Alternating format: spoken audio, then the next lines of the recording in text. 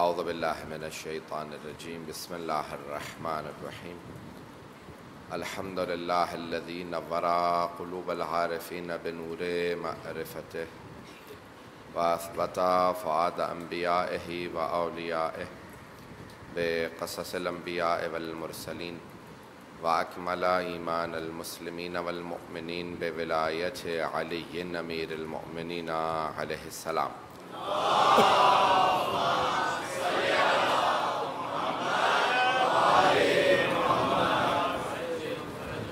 والصلاة والسلام والتحیۃ والاکرام علی افضل الموجودات العبد المؤید والرسول المسدد المصطفى الامجد المحمود الاحمد اعنی ابا القاسم محمد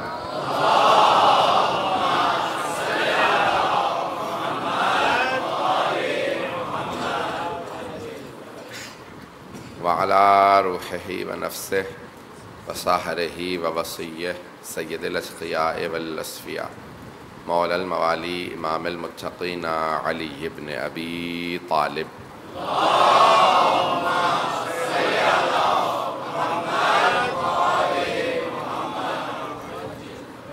وعلى اوصیائه لا سیما بقیت اللہ فی الارضین روحی وارواح العالمین لتراب مقدمہ الفدا واللعنة الدائمة على أعدائهم أجمعين من الآن إلى قيام يوم الدين أما بعد فقد قال أبو عبد الله جعفر بن محمد الصادق عليه الصلاة والسلام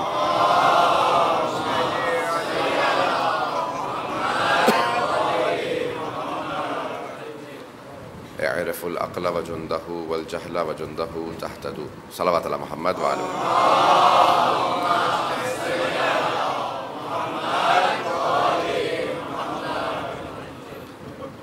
عزیزان گرامی، ایمان و عقل کے عنوان سے آپ کی خدمت میں مجالس کو جاری رکھا سلسلے کی 12ویں مجلس ہے، آخری مجلس ہے۔ پروردگار ہم سب کو ایمان کی دولت سے مالا مال فرمائے اور عقل جیسی نعمت ہمارے وجود میں سرشار رہے۔ عزیزان گرامی، ایمان ہمیشہ عقل کے ساتھ ہی ترقی کرتا ہے، بغیر عقل کے کبھی بھی انسان میں تشخیص پیدا نہیں ہوتی۔ حق و باطل کی تشخیص ہی انسان کو عقل کے ساتھ پیدا ہوتی ہے۔ بہت سے افراد تھے، عابد تھے، زاہد تھے، بہت زیادہ عبادت گزار اور اپنے آپ کو بہت زیادہ با ایمان سمجھتے تھے، لیکن کیونکہ معرفت نہیں رکھتے تھے ایمان کی وجہ سے تو ائمہ سے بعض اوقات دور ہو جاتے تھے۔ ائمہ سے قرب کے لیے انسان کو بے انتہا فہم و فراست کی ضرورت ہے، عقل کی ضرورت ہے۔ انسان اپنے ایمان میں کبھی اضافہ نہیں کر سکتا جب تک کہ اس میں عقل نہ ہو، اور ایک ایسی چیز ہے، ایسی نعمت ہے جسے اللہ سبحانہ و تعالیٰ نے ہمیشہ ہر چیز پہ متقدم کیا ہے۔ امام صادق علیہ السلام کا فرمان ہے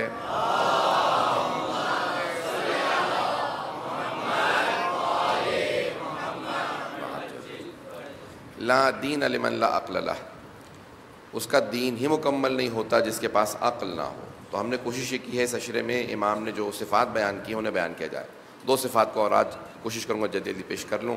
امام فرماتے ہیں جو لشکر ہے، جو فوج ہے عقل کی، ان میں سے ایک فوجی کا نام ہے حلم۔ حلم، ہے لام میم حلم، جیم ہے۔ یہ حلم یعنی بردباری، تحمل، برداشت، سمجھداری۔ بہت سے لوگوں میں علم ہوتا ہے لیکن حلم نہیں ہوتا، تو خود بخود علم بھی اسے چھوڑ کے چلا جاتا ہے۔ علم کے ساتھ حلم، بردباری کی ضرورت ہے، یعنی انسان میں تحمل و برداشت ہو۔ کبھی یہ نہ سمجھے کہ میں بہت زیادہ عقل مند ہوں، میں بہت زیادہ عالم ہوں، میں بہت زیادہ فاضل ہوں۔ مرحوم آیت اللہ جواد تبریزی ہمیشہ کہا کرتے تھے ہم اپنے متعلق حسن ظن رکھتے ہیں، دوسروں کے متعلق سوء ظن رکھتے ہیں۔ اپنے متعلق سوچتے ہیں میں بہت قابل ہوں، میں بہت زیادہ ذہین ہوں، میں بہت زیادہ بعمل ہوں، بہت زیادہ باتقویٰ ہوں، میرا ایمان زیادہ ہے۔ لیکن دوسروں کے متعلق کہتے ہیں نہیں، اس کا میرے سے مقابلہ نہیں ہو سکتا، اس کا علم میرے سے کم ہے، اس کا تقویٰ میرے سے کم ہے، اس کا ایمان میرے سے کم ہے۔ جبکہ الٹ ہونا چاہیے، جو ترقی کرنا چاہتا ہے وہ ہمیشہ اپنے متعلق یہ سوچے کہ میں کم ہوں تبھی ترقی کرتا ہے۔ جو دوسروں کو کم سمجھے وہ کبھی ترقی نہیں کرے گا، جو اپنے آپ کو کم سمجھے وہ کوشش کرتا ہے کہ مجھے دوسروں سے بہتر بننا ہے۔ مجھے بھی دوسروں کی طرح سے باایمان بننا ہے. اس لیے کبھی بھی اپنے ذہن میں بڑائی نہ آنے دیں, تکبر نہ آنے دیں. ہمیشہ انسان اپنے متعلق سوء ظن رکھے. علامہ طباطبائی مرحوم فرماتے تھے ہیچ موقع خودتون راضی نہ باشد, اپنے سے کبھی بھی راضی مت ہو جائیں. جو آدمی راضی ہو جاتا ہے نا, اپنے سے خوش ہو جائے, میں اپنے سے بہت راضی ہوں, تو وہ جمود کا شکار ہو جاتا ہے. اسٹیگننسی کا جمود کہتے ہیں, یعنی انسان وہیں پہ رک جاتا ہے. جو ترقی کرنا چاہتا ہے کبھی اپنے سے راضی نہ ہو کہ نہیں میں نے کچھ بھی نہیں کیا, میں نے کچھ حاصل نہیں کیا. ترقی وہی کرتا ہے جو کبھی اپنے سے راضی نہ ہو. جو راضی ہو کے بیٹھ جاتا ہے وہ وہیں پہ رک جاتا ہے جہاں پہ ہے. کبھی اپنے آپ کو فارغ التحصیل نہ سمجھے, میں تو گریجویٹ ہوں, میں قابل ہوں, میں پڑھا لکھا ہوں, مجھے پڑھنے کی ضرورت نہیں. جس نے سمجھ لیا کہ میں فارغ التحصیل ہوں, میں بہت قابل ہو گیا, اس کی ترقی کا راستہ بند ہو گیا. ترقی ہمیشہ وہی کیا کرتا ہے, آگے وہی بڑھتا ہے جو کبھی اپنے سے راضی نہ ہو. یہاں تک روایات میں ہے جتنا بھی ایمان حاصل کر لیں گے, علم حاصل کر لیں گے, جب جنت میں جائیں گے تو ہر انسان اپنی سرزنش کرے گا. مومن آپ سب اپنی سرزنش کریں گے, ارے میں نے اگر اور محنت کی ہوتی, مجھ میں صلاحیت بھی تھی, طاقت بھی تھی, میں اور محنت کرتا, مجھے اور بلند مقام مل جاتا.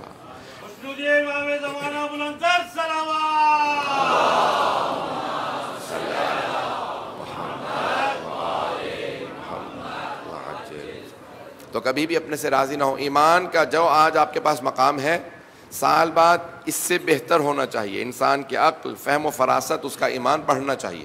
کبھی رک نہ جائیں, کبھی بھی جمود کا شکار نہ ہو, ہمیشہ انسان آگے بڑھتا رہے. تو اب یہ حلم کیا ہے؟ بردباری, دوسروں کو برداشت کرنا. اکثر بعض اوقات لوگ جو تازہ مذہبی ہوتے ہیں, جدید طور پہ مذہبی ہوتے ہیں, 1-2 سال زیادہ بعمل ہو گئے, نماز پڑھنے لگے, سب کچھ کرنے لگے, سارے اعمال, تو وہ ہر ایک انسان کو اپنے سے حقیر سمجھنے لگتے ہیں, کمتر سمجھنے لگتے ہیں. ارے بھئی مجھے سمجھ میں آ چکا ہے, انہیں ابھی تک یہ بات ہی سمجھ میں نہیں آئی ہے. 2-4 سال پہلے آپ بھی ایسے ہی تھے, آپ کو بھی سمجھ میں نہیں آ رہا تھا. کبھی بھی کسی کے ساتھ توہین آمیز لب و لہجہ اختیار نہ کریں. ہر انسان سے بڑے محبت سے, پیار سے, برداشت سے, خصوصاً اگر کوئی بچہ ہو سوال کر لے, مسکرا کے جواب دیں. اسے یہ تحقیر محسوس نہ ہو کہ اس نے مجھے ڈانٹ کے جواب دیا, اتنا ہی معلوم نہیں ہے تمہیں. بھئی اگر آپ کو 2-4 مسئلے زیادہ معلوم ہی ہیں تو پیار سے کسی کو جواب دیں, تاکہ اس میں شوق پیدا ہو, مجھے اور زیادہ سیکھنا ہے. محبت سے جواب دیں, کبھی کسی کو ڈانٹ کے جواب نہ دیں. حبیب خدا سے, علی مرتضیٰ سے کوئی افضل نہیں ہے. جب بھی پیش آتے تھے ہمیشہ مسکرا کے پیش آتے تھے.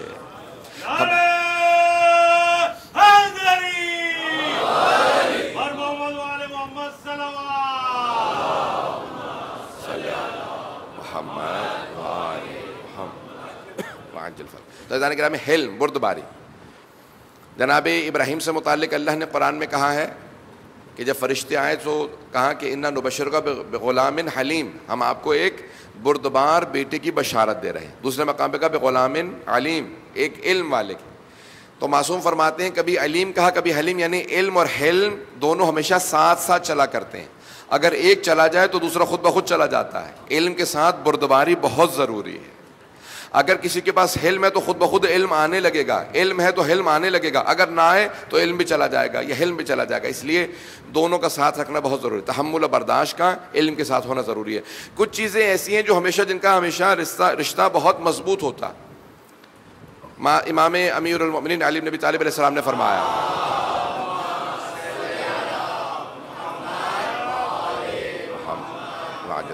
کیونکہ آج کی مجلس مختصر ہے, میں جلدی چل رہا ہوں.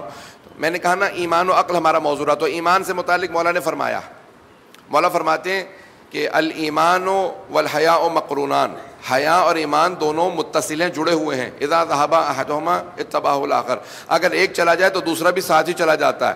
ایمان اور حیا کا بھی بڑا گہرا رشتہ ہے. حیا مستورات کے لیے نہیں ہے, سب کے لیے ہے. مومن مرد عورت دونوں کے لیے حیا ہے. آنکھوں کی حیا ہوتی ہے, زبان کی حیا ہے, انسان کو با حیا ہونا. مومن کی علامات میں سے ایک علامت ہے کہ با حیا ہوگا, با عفت ہوگا, پاک دامن ہوگا, حیا سے کام لے گا, اس میں شرم و حیا ہو گیا. عزیزان گرامی, یہ چھوٹی چھوٹی چیزیں, چھوٹے چھوٹے نسخے ہیں, لیکن ان نسخوں کو اپنائیں گے. میں نے اکثر اپنی زندگی میں دیکھا ہے وہ تمام افراد جو ہمیشہ کہتے ہیں میں کوئی بہت بڑا نیکی کا کام کروں گا, چھوٹے چھوٹے کام میں نہیں کرتا, اسے کبھی توفیق ہی نصیب نہیں ہوتی کسی بڑے کام کی. وہ چھوٹے چھوٹے کام جنہیں آپ سمجھ رہے ہیں یہ چھوٹا کام ہے, یہ میں کام نہیں کروں گا, میں کوئی بہت بڑا نیکی کا کام کروں گا, یہ چھوٹے چھوٹے نیکی کا کام کرنے ہی سے اللہ بڑی نیکی کی توفیق عطا کرتا ہے. کبھی کسی نیکی کو چھوٹا نہ سمجھیں. معصوم فرماتے ہیں ہر نیکی کے کام کو بڑا کام سمجھو. وہی چھوٹے چھوٹے کام جو آپ سمجھ رہے ہوتے ہیں بعض اوقات وہی آپ کی بخشش کا سبب بن جاتے ہیں. آپ سمجھ رہے ہیں یار یہ ایک بوڑھا آدمی سڑک پہ کھڑا ہے، ارے انہی کا ہاتھ تھام کے آپ سڑک پار کرا دیں کہ شاید پروردگار کو یہی آپ کی صفت پسند آ جائے گی. کسی آپ پرندے کو جانور کو پانی پلا دیں گے، کسی جانور کو پرندے کو پانی پلا دیں گے. ایک ہڈی ٹوٹی ہوئی تھی چڑیا کی، اڑ نہیں پا رہی تھی، پر ٹوٹ چکا تھا، تو کسی طالب علم نے صرف اس کے پر کو جوڑ کے صرف 2 دن اس کے زخم کو مرہم کرتا رہا. جب وہ اڑ گئی، وہ خود کہتا تھا اس کے بعد مجھے ایسی ایسی توفیقات نصیب ہوئیں. وہ جو بے زبان جانور ہے جس کا کوئی مددگار نہیں تھا، اس کی مدد کرنے سے خالق نے اتنا علم عطا کیا کہ وہ سوچتا ہے کہ میرے کبھی زندگی میں توفیق نصیب ہی نہیں ہو سکتی تھی. عزیزان گرامی، کبھی یہ نہ سمجھے، کسی کو حقیر نہ سمجھے، کسی کو کمتر نہ سمجھے. ایمان نصیب ہی اسے ہوتا ہے کہ جو ہمیشہ دوسروں کی قدر کرتا ہے، کسی بھی نیکی کو چھوٹا نہ سمجھے. بعض اوقات جناب سید الشہداء سے متعلق روایت میں موجود ہے، البتہ شیخ الرئیس شیخ عباس کرمانی نے اپنے مقتل شیخ الرئیس میں لکھا ہے، اپنے مقتل میں لکھا ہے کہ سید الشہداء کے کچھ زائرین گئے تو مولا نے کہا کہ جب بستی میں واپس جانا تو جس بستی سے آئے ہو نا، تو اس بستی میں ایک امام بارگاہ ہے، اس امام بارگاہ کا ایک خادم ہے جو میرے عزاداروں کے جوتے سیدھے کر کے رکھتا ہے، اس میرے خادم کو میرا سلام کہہ دینا. مولا نے نہیں کہا میرے عزاداروں کا خادم ہے، کہا جو میرے عزاداروں کی خدمت کرتا ہے وہ ان کا نہیں، میرا خادم ہے. مولا فرماتے ہیں میرے خادم کو میرا سلام کہہ دینا. عزیزان گرامی، بعض اوقات آپ جس نیکی کو کم سمجھ رہے ہوتے ہیں، میں بعض بزرگوں کو دیکھتا ہوں کہ والنٹیئرز میں کھڑے ہوتے ہیں، میرے دل سے دعا نکلتی ہے کہ جوان ہیں، طاقت ہے، لیکن بعض بزرگ ہو چکے ہیں پھر بھی والنٹیئر کر رہے ہیں. پروردگار ایسے افراد کو سلامت رکھے جو حسین کے عزاداروں کی خدمت کرتے ہیں. ان جوانوں کو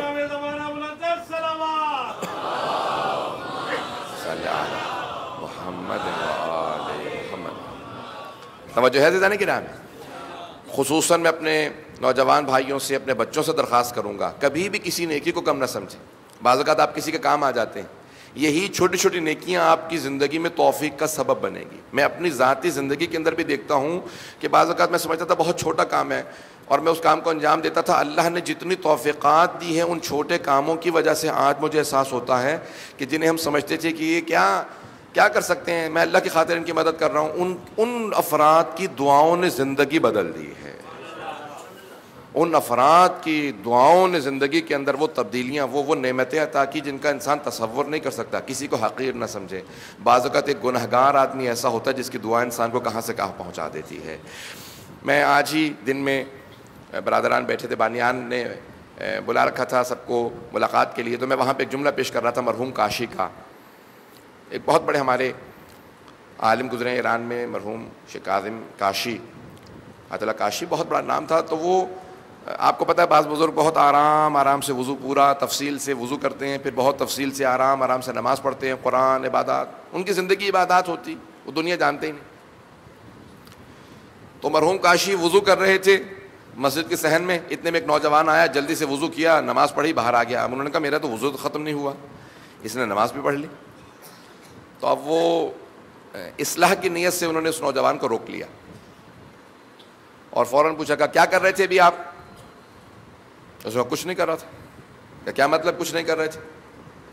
یہ بھی آپ اندر مسجد میں گئے تھے، کیا کرنے گئے تھے؟ کہ کچھ نہیں.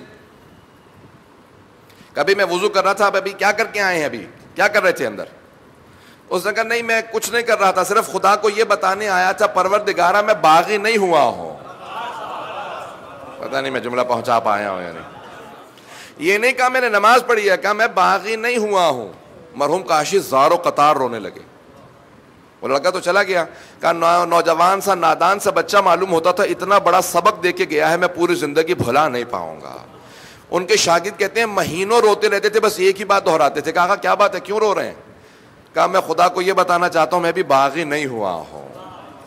بعض اوقات انسان چھوٹے چھوٹے اعمال انجام دیتا ہے. کسی کو اپنے سے حقیر نہ سمجھے، کبھی نہ سمجھے میرا عمل قبول ہوگا، میں تو بہت تسلی سے بڑے آرام سے نہ. عزیزان گرامی، کسی اور کو اپنے سے کمتر نہ سمجھیں. کبھی یہ محسوس نہ کریں میں ہلکے میں کھڑے ہو کے ماتم کر رہا تھا، وہ تو کونے میں کھڑے ہوئے تھے. وہ جو کونے میں کھڑا شاید اس کا ایک آرام سے ہاتھ سینے پہ لگنا سید الشہداء قبول کر لے. کسی کو حقیر نہ سمجھے. ایمان کے لیے سب سے زیادہ ضروری ہے ہر ایک انسان کو انسان احترام دے. میں اور آپ سب کو احترام دیں، کسی بچے کو بھی، بزرگ کو، مستورات کو، سب کو عزت احترام سے پیش آئیں. توجہ ہے میرے ساتھ عزیزان گرامی؟ دوسری صفت کو پیش کرنا چاہتا ہوں، وہ ہے صمت، خاموشی. مولا فرماتے ہیں اس میں ایمان و عقل میں خاموشی سے اضافہ ہوتا ہے، لیکن اس کے مقابلے میں سکوت نہیں کہا، خاموشی نہیں کہا. یعنی اس طرح کیسی صمت، کیسی خاموشی کہ یعنی انسان دیکھیں علم انسان اپنے گفتگو سے پھیلاتا ہے، عمل عبادات سب کچھ گفتگو سے ہیں، اصلاح لوگوں کی انسان اپنے گفتگو سے کرتا ہے، تو کیسے انسان خاموشی اختیار کرے؟ یعنی انسان یہ جو لغو گفتگو نہ کرے، بیجا گفتگو نہ کرے، اپنی زبان کو اتنا قابو میں رکھے کہ انسان کبھی کسی کے دل کو نہ دکھائے۔ اللہ نے اس چھٹانگ کی زبان پہ 32 سپاہی بٹھائے ہیں، یہ جو دانت ہے 32 سپاہی ہیں، 2 اس کے اوپر اللہ نے گیٹ لگا دیے بڑے بڑے 2 ہونٹ، اس کے باوجود بھی نہ 32 ان محافظین کی حفاظت میں یعنی کنٹرول میں رہتی ہے، نہ انسان کے یہ 2 جو گیٹ سامنے ہونٹ ہیں ان کے کنٹرول میں رہتی ہے، نہ انسان کے دماغ میں، کسی طرح سے بھی یہ 2 چھٹانگ کی زبان گھر اجاڑ دیتی ہے، ملکوں کی جنگ کروا دیتی ہے، گھر سے بھائی کو بھائی سے دور کر دیتی ہے۔ مولا فرماتے ہیں اسے قابو کر لو، جنت بھی پالو گے، گھروں کو بسا بھی دو گے، ملکوں کو آباد بھی کر دو گے۔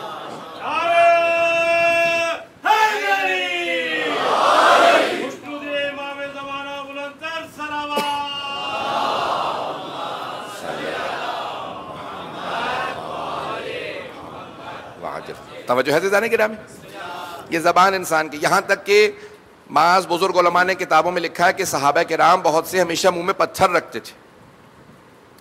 تھے، تو پوچھا یہ آپ پتھر کیوں رکھتے ہیں؟ کیا کیونکہ ہمیشہ ہمیں لغو گفتگو کرنے کی عادت ہے، جب بات کرتے ہیں بعض اوقات گالی بکتے ہیں، بعض اوقات برائی کرتے ہیں، غیبت کرتے ہیں، تہمت لگاتے ہیں، برائی کرتے ہیں۔ پیغمبر اسلام کی اتنی سخت گفتگو سننے کے بعد ہم نے منہ میں دھو کے پتھر رکھ لیے ہیں کہ اب کون دوبارہ پتھر نکالے، پھر دوبارہ دھو کے منہ میں رکھیں گے تو منہ میں پتھر رہیں گے تاکہ بولیں گے ہی نہیں، گفتگو نہیں کریں گے۔ ایک واقعہ صرف آپ کی توجہ کے لیے، جلب توجہ کے لیے پیش کر رہا ہوں۔ ایک خاتون ایک بہت بزرگ عالم دین تھے، ان کے پاس آئیں، آنے کے بعد کہنے لگیں کہ آقا کوئی تعویذ دے دیں، میری ساس سے ہمیشہ لڑائی رہتی ہے، ان کی زبان بند ہو جائے۔ انہوں نے کہا بیٹی میں دعا کروں گا، میں تعویذ گنڈے نہیں کرتا، تو آپ انشاءاللہ جائیں، میں دعا کروں گا خدا سے۔ اتنے میں ایک بوڑھی خاتون آئیں، کہا آقا میرے لیے دعا کر دیں، خدا میری بہو کی اصلاح کر دے، سارا دن مجھ سے لڑتی رہتی ہے۔ اب وہ سمجھ گئے کہ خدا نہ خاصا دونوں کا رشتہ نہ ہو، یہ کہیں یہی بہو بے ساس نہ ہو، تو کہا ٹھیک ہے اپنی بہو سے کہیے گا میرے پاس دوبارہ آئے۔ تو کہا کہ میں نے ایک تعویذ لکھ دیا ہے، یہ تعویذ ضرور کام کرے گا۔ بہو سے کہنے لگے بس منہ میں رکھیے گا، ساس کی زبان بند ہو جائے گی۔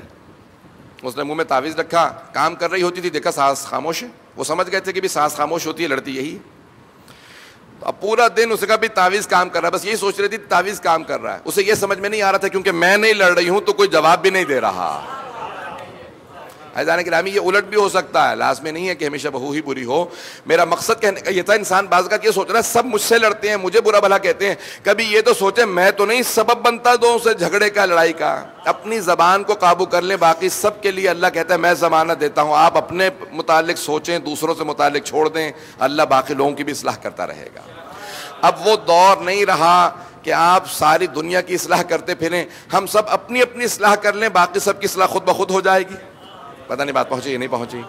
اگر ہم میں سے ہر آدمی اپنی اصلاح کر لے۔ عزیزان گرامی، جناب سید الشہداء نے اپنے اصحاب کو یہی سبق دیا، اہل خانہ کو یہی سبق دیا، اپنی اصلاح کرتے رہو۔ آج کائنات میں سب سے بڑی اصلاح کی جو دنیا کے اندر مشینری ہے وہ عزاداری سید الشہداء ہے۔ پروردگارا کیسے تھے یہ 72 کہ دنیا میں انہی کے نام پہ نظام چل رہا ہے؟ اللہ اکبر، یہ 72 کیسے تھے؟ آج 11 محرم ہے نا، جب عصر کا وقت تھا جناب سید الشہداء کی شہادت ہوئی، اور جب شہادت ہو گئی تو روایات میں ہے، چوتھے امام فرماتے ہیں کہ کالی آندھی چلنے لگی، بادل چھا گئے، وہ جو بارش برس رہی تھی اس میں خون آ رہا تھا، اس میں پانی نہیں تھا، اس میں خون برس رہا تھا۔ برطانیہ کی کرونیکلز جا کے دیکھیے گا، اگر کبھی آن لائن آپ کو سرچ کا موقع ملے، انہوں نے خود لکھا ہے کہ اس سال برطانیہ کے متعدد شہروں میں، جس سال واقعہ کربلا ہوا، کرونیکلز میں ہے جہاں پہ تاریخ لکھی ہے، جس سال واقعہ کربلا ہوا، انہوں نے کہا کہ ہمارے ہاں اکثر لوگوں نے شکایت کی ہے کہ خون کی بارش ہوئی ہے، اور جہاں جہاں روٹی تھی اگر کھولتے تھے اس میں خون نظر آتا تھا۔ چوتھے امام فرماتے ہیں جب عاشورے کا دن تھا تو پوری دنیا میں جس آدمی نے جہاں پہ پتھر اٹھایا اس کے نیچے اسے خون نظر آتا تھا، پتھر کے نیچے خون نظر آتا تھا، اور جب بھی بارش برستی تھی تو اس میں خون نظر آتا تھا، خون کی بارش ہوتی تھی۔ تو چوتھے امام فرماتے ہیں کہ عصر کے وقت کالی آندھی چلنے لگی, کسی کو کچھ نظر نہیں آ رہا تھا. کالی آندھی چل رہی تھی اور خون کی بارش ہو رہی تھی. عصر کے بعد پھر شام میں غریبہ آ گئی, اندھیرا تھا. یہ میں کیوں کہہ رہا ہوں کہ اندھیرا ہی اندھیرا تھا عصر سے لے کے؟ کیونکہ بیبیوں نے جب تک عصر نہیں آئی نا تو بیبیاں خیموں میں تھیں. عصر کے بعد خیموں سے باہر نکلی تو اندھیرا تھا, تو بیبیوں نے لاشیں نہیں دیکھے تھے.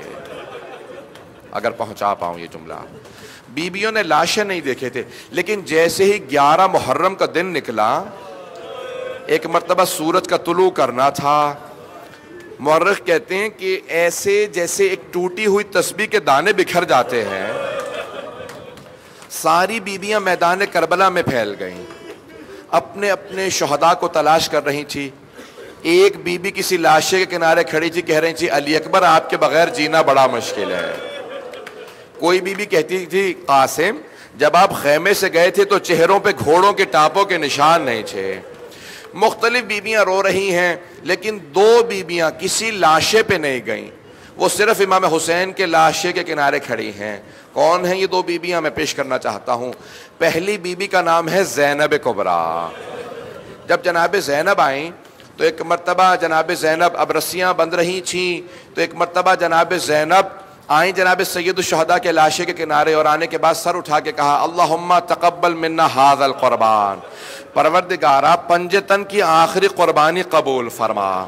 یہ آخری ہے پنجتن کا جو ہم نے تیری بارگاہ میں دے دیا. پروردگارا اہل بیت نے سب کچھ تیری بارگاہ میں قربان کر دیا. پھر اس کے بعد جناب سید الشہداء کا طواف شروع کیا. مولا سجاد کہتے ہیں ایک نگینے کے برابر میرے بابا کے جسم پہ جگہ نہیں تھی جہاں زخم نہ ہو.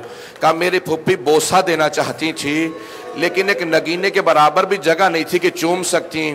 کہا پھر مولا کیا کیا؟ کہا میری پھپھی نے ایک مرتبہ کٹے ہوئے گلے پہ لبوں کو رکھا اور کہا اماں یہ آپ کا حسین ہے. بس بھی ایک مرتبہ بوسہ دیا بیوی نے. اور جب بیوی جناب زینب کبریٰ کسی لاشے پہ نہیں گئیں, صرف امام حسین پہ گریہ کر رہی تھی. دوسری کون سی بیوی ہیں جو کسی لاشے پہ نہیں گئیں؟ وہ صرف امام حسین پہ گریہ کر رہی تھی. اس بیوی کا نام ہے رباب. جناب رباب جب آئیں تو ایک مرتبہ بیوی جناب سید الشہداء کا طواف کرنے لگیں اور رو کے چند جملے کہے, میں وہ جملے پیش کرنا چاہتا ہوں. بیوی نے کہا کہ اے میرے سرتاج حسین, اے میرے آقا حسین, اے میرے مولا حسین, اگر میرے ہاتھ کھلے ہوئے ہوتے میں آپ کے لاشے پہ سایہ کرتی, میں اپنے ہاتھوں سے آپ کے لاشے پہ سایہ کرتی. میرے مولا اگر میرے سر پہ چادر ہوتی میں اپنی چادر کا آپ کو کفن دے دیتی, میں اپنی چادر کا آپ کو کفن دے دیتی. پھر بی بی نے رو کے کہا مولا میرے پاس آپ کی 2 نشانیاں تھیں, ایک علی اصغر تھا میں نے آپ پہ قربان کر دیا, دوسرے آپ کی ایک 3.5 برس کی بیٹی ہے, جب موقع ملے گا وہ بھی آپ پہ قربان کر دوں گی.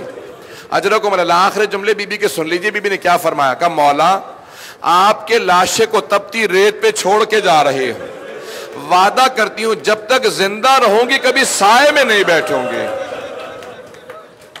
پھر اس کے بعد بی بی نے آخری جملہ کہا مولا میں جانتی ہوں آپ کو شہادت سے پہلے کسی نے پانی نہیں پلایا, وعدہ کر رہی ہوں جب تک زندہ رہوں گی کبھی ٹھنڈا پانی نہیں پیوں گی. بس بھئی بی بی کربلا سے چلیں کوفے گئیں, کوفے سے شام گئیں. بی بی نے معمول بنائے رکھا, جب بھی موقع ملتا بی بی دھوپ میں بیٹھ جاتی. جب ایک مرتبہ رہائی ملی, میں آخری جملے پیش کر رہا ہوں, رہائی ملی نا شام سے بی بی کو, تو بی بی شام سے رہا ہونے کے بعد 3 دن تک امام سجاد شام میں رہے. بی بی مسلسل روتی رہیں. تیسرے دن مولا نے کہا پھوپھی اماں سب بیبیوں کو بتا دیں کل صبح ہم مدینے واپس چلے جائیں گے. جب صبح نمودار ہوئی امام سجاد نے پوچھا پھوپھی اماں کیا بیبیاں تیار ہیں, ہم مدینے واپس جا رہے ہیں؟ جناب زینب نے کہا بیٹا سجاد سب بیبیاں تیار ہیں, لیکن آپ کی ماں رباب کا کچھ پتہ نہیں ہے, نہ جانے آج صبح فجر کے بعد کہاں چلی گئی ہے. امام سجاد نے کہا پھوپھی اماں مجھے پتہ ہے میری ماں کہاں گئی ہے, میرے ساتھ چلے راستے سے ماں کو لے لیں گے.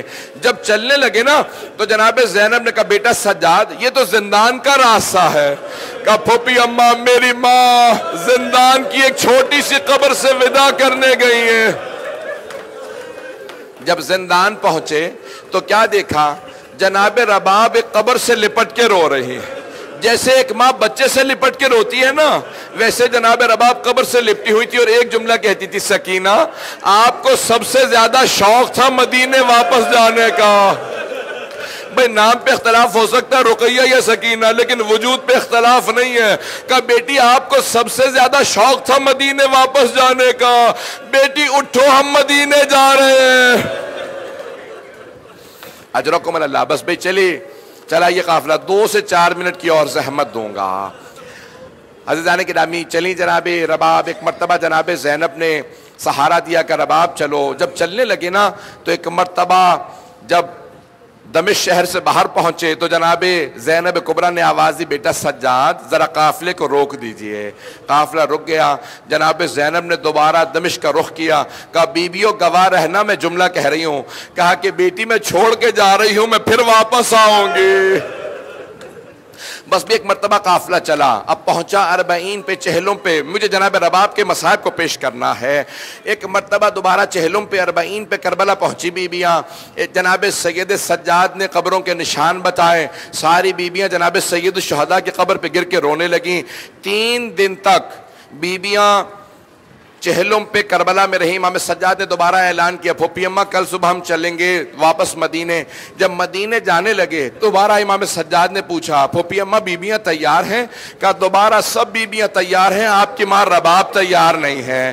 امام سجاد اٹھے آئے، کہا مادر گرامی کیا بات ہے؟ کہا بیٹا سجاد، جب کوئی بیوی واپس وطن جاتی ہے تو اپنے شوہر کی نشانیاں ساتھ لے کے جاتی ہے۔ بیٹا سجاد میرے پاس کچھ بھی نہیں ہے جو میں واپس مدینے جاؤں، میرے مولا حسین کربلا میں ہے، میرا اصغر کربلا میں ہے، میری بیٹی شام میں ہے، میں مدینے نہیں جاؤں گی۔ امام سجاد نے کہا مادر گرامی کربلا میں کیا کیجئے گا؟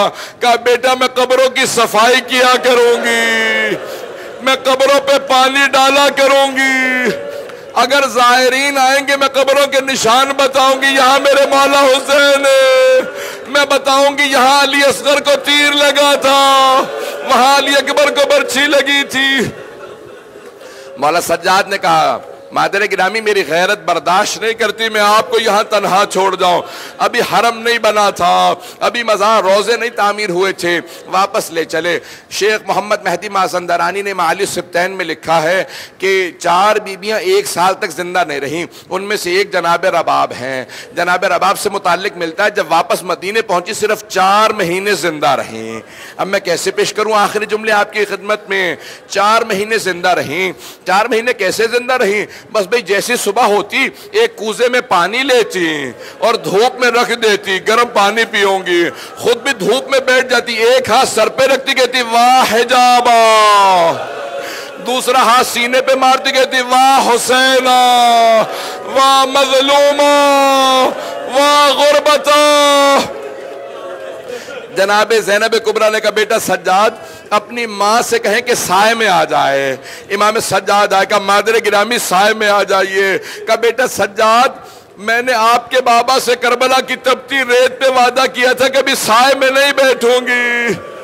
امام سجاد نے کہا مادر گرامی اب آپ کو امام کی حیثیت سے کہہ رہا ہوں، بیٹے کی حیثیت سے نہیں۔ کہا پھوپھی اماں میری ماں کا بازو پکڑے، ایک بازو جناب زینب نے پکڑا، ایک بازو جناب سید سجاد نے جناب رباب کو زمین سے اٹھایا۔ کہا مادر گرامی سائے میں آ جائیے۔ بی بی نے ہاتھوں کو بلند کیا، کہا پروردگارا میرے وعدے کی لاج رکھ لے، میں نے تیرے حسین سے وعدہ کیا تھا میں سائے میں نہیں جاؤں گی۔